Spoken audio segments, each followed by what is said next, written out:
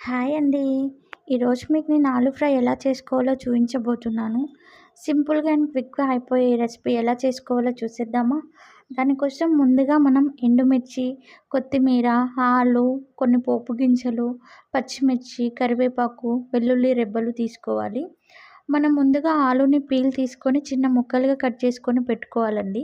తర్వాత గ్యాస్ పైన ఒక పాన్ పెట్టుకొని అందులో ఆయిల్ వేసుకొని కొన్ని పోపు గింజలు, ఎండుమిర్చి, కరివేపాకు, పచ్చిమిర్చి ముక్కలు వేసుకొని ఫ్రై చేసుకోవాలి.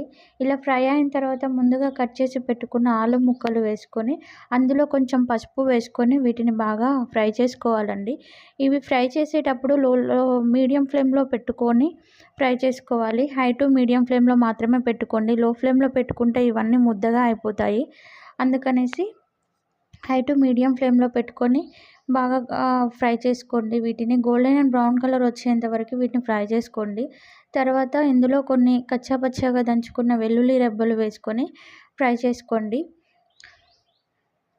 బాగా హై ఫ్లేమ్‌లో పెడితే చూసుకోవాలండి. ఇది కలుపుకుంటా ఉండాలి. లేదు అనంటే తొందరగా మాడిపోతాయి అన్నీ. ఇలా బాగా ఫ్రై అయిన తర్వాత ఇందులో రుచికి సరిపడా కారం వేసుకోవాలి.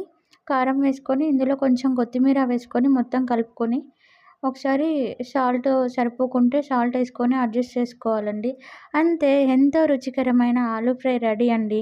దీన్ని సాంబార్‌లోకి కానీ, రసంలో కానీ, చింతపులుసులో కానీ సైడ్ డిష్‌గా పెట్టుకొని తింటే సూపర్‌గా ఉంటుందండి. మీరు కూడా ట్రై చేయండి. ఎలా కుదిరిందో కామెంట్ చేయండి. Thank you.